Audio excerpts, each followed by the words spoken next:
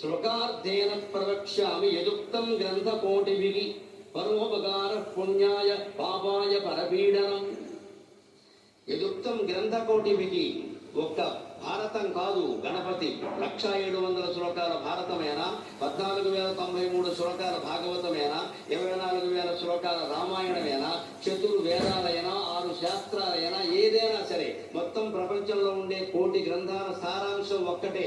అది సగం శ్లోకంలో చెబుతున్న ఆ విషయాన్ని సగం శ్లోకంలో చెప్పాడు. అసలు విషయం సగం చెప్పాడు వ్యాసుడు. అంటే ఇలా చెబుతాను అనే విషయాన్ని సగం చెప్పాడు, మిగిలిన దాన్ని సగం చెప్పాడు. పరోపకార పుణ్యాయ పాపాయ పరపీడనం. ఇతరులకు ఉపకారం చేయడం పుణ్యం, అపకారం చేయడం పాపం. ఇంతకంటే ఏం లేదు, ఇది ఒక్కటి పాటిస్తే చాలు, ఇంకేం అక్కర్లేదు అన్నాడు. మనం ఏన్షియన్ టెక్నాలజీ నేర్చినా, మోడర్న్ టెక్నాలజీ నేర్చినా నేర్చుకోవలసిన గుణం ఏమిటంటే పరోపకారం, పరోపకారం, పరోపకారం.